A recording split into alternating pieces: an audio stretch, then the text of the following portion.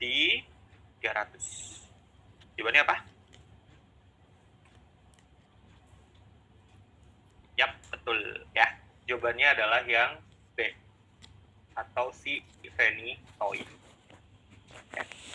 Fecal cleft itu mohon maaf ya, kayak kuping gitu.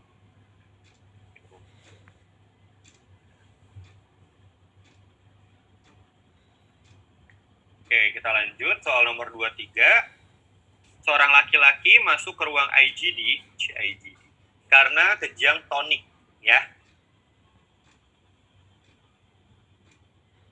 Selama 10-20 detik. Kemudian dilanjutkan dengan kejang klonik selama 2-4 menit.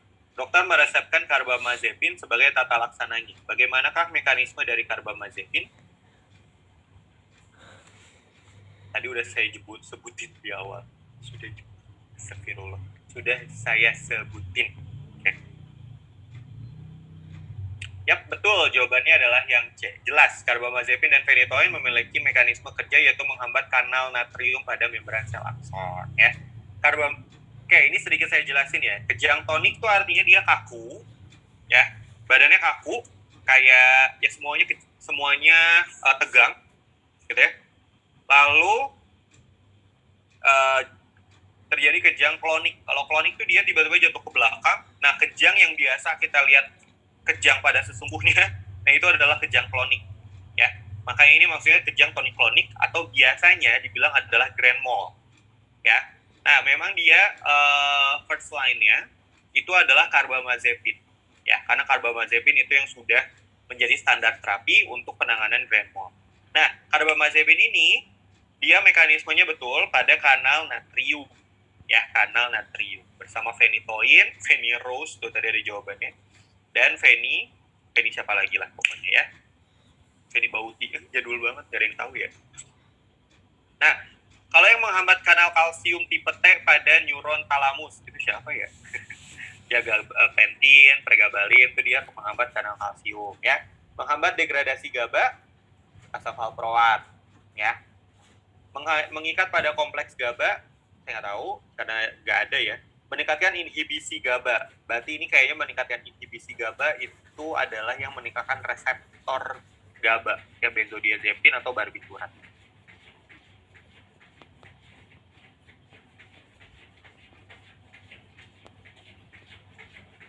Oke, ini kemarin sudah. Kita lanjut soal nomor 24. Seorang wanita berusia 24 tahun sedang hamil 20 minggu dan mempunyai riwayat penyakit epilepsi. Obat manakah yang direkomendasikan pada pasien tersebut? 1, 2, 3 jawab. Yeah. Jawabannya udah jelas ya ini. Jawabannya adalah lamotrigine. Ya. Efek teratogenik lamotrigine lebih rendah dibandingkan obat anti-epilepsi lainnya. Makanya ini yang digunakan kalau misalkan pasiennya hamil. Ya. Oke, soal nomor 25.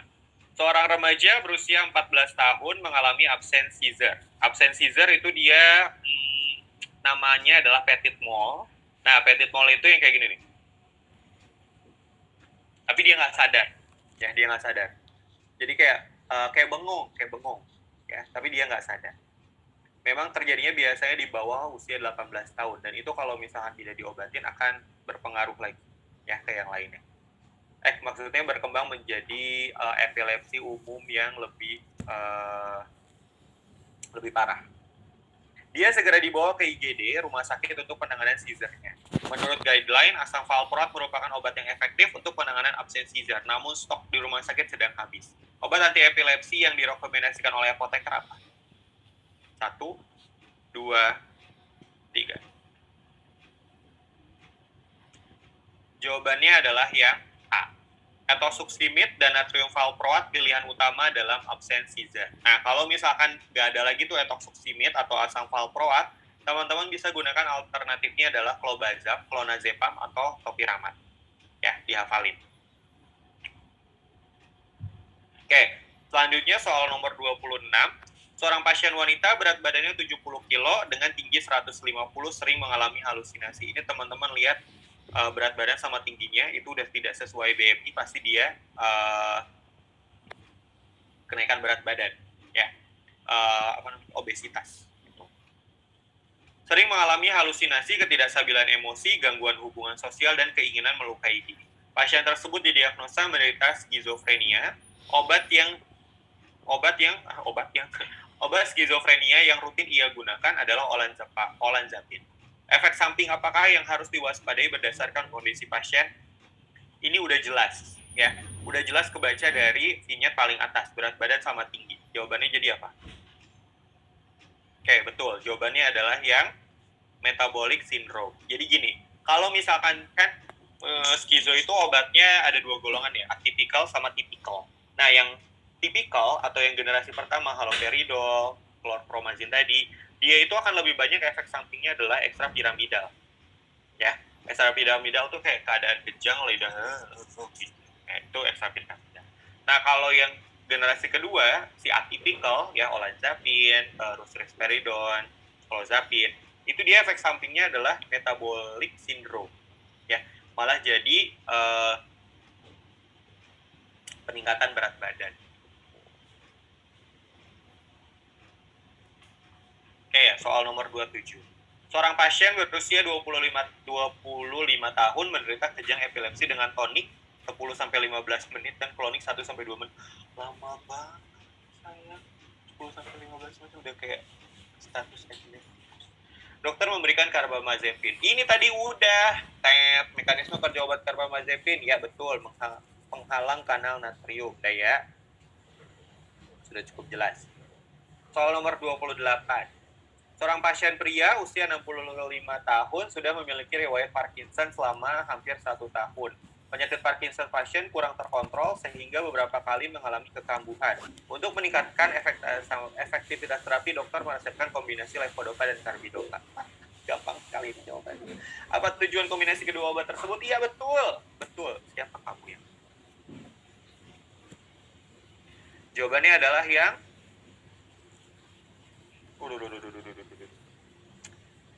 ya, jawabannya adalah yang C. Ya, karbidopa meningkatkan absorpsi levodopa di CNS. Ya. Jadi memang kombinasi. Jadi sebenarnya obatnya itu adalah si levodopa, ya.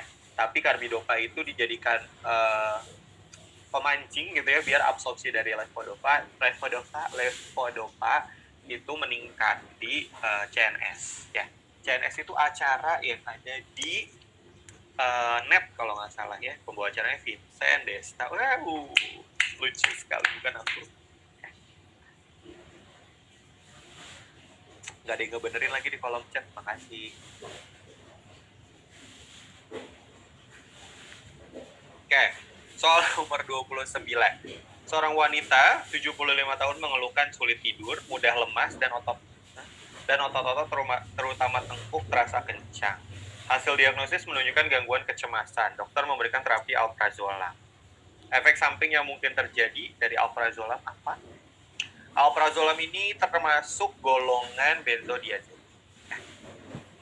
Jawabannya adalah 1, 2, 3. Jawabannya adalah yang B, ngantuk. Ya, alprazolam ya balik lagi, dia golongan benzodiazepin. Ya, kalau golongan benzodiazepin ini pasti obatnya ngantuk banget ya. Tahu kan nama lain dari alprazolam apa? Iya betul, Xanax ya. Gitu.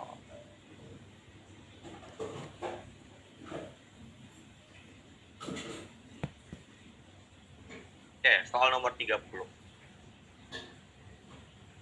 Seorang wanita 25 tahun telah menikah, ingin memiliki kontrasepsi yang tepat untuk dirinya. Wanita tersebut memiliki riwayat epilepsi dan rutin menggunakan karbamazepin hingga saat ini.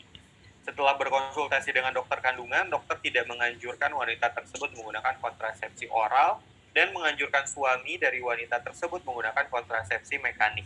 Ya. Bagaimana interaksi yang dapat terjadi antara obat epilepsi dengan kontrasepsi oral?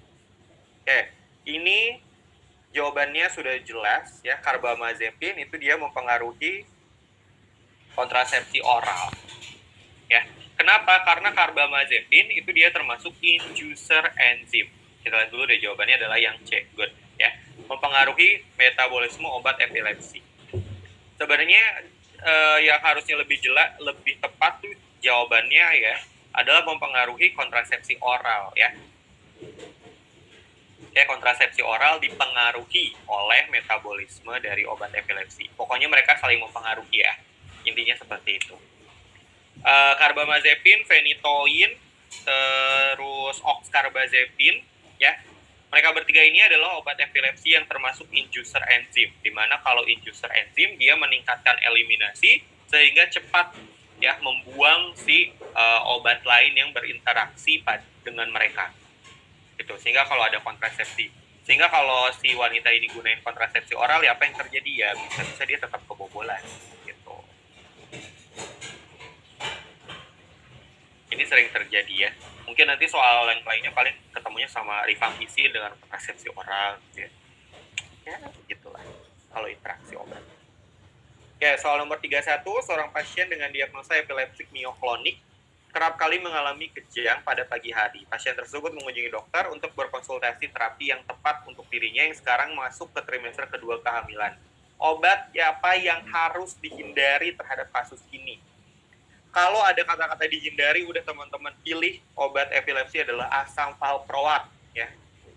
Ini saya langsung kasih tahu aja. Gemes, soalnya gemes. Ya. Kalau asam valproat udah, karena dia kategorinya D. Ya, jadi harus dihindari. Ya. Tuh.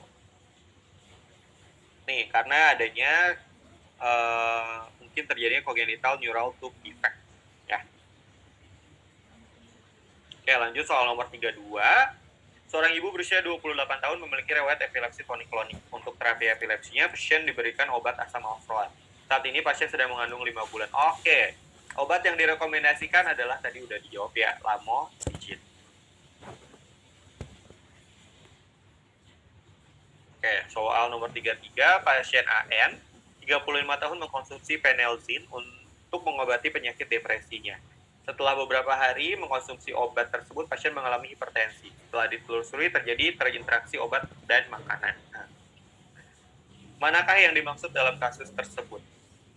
Kalau ini langsung aja pilihnya adalah yang betul. Saya nggak tahu obat phenelzin itu apa.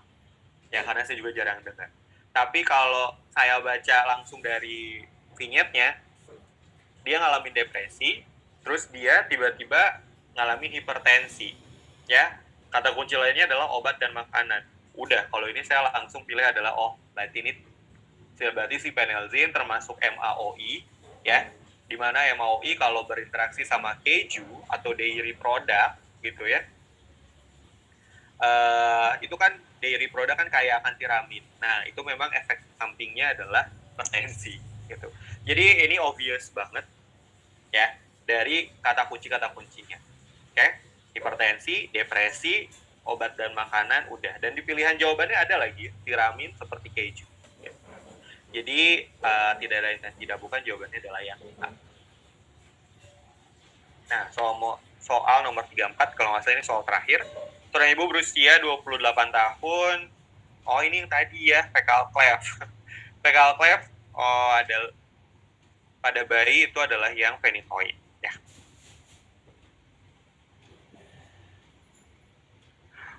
Oke, teman-teman, itu beberapa soal yang saya sampaikan.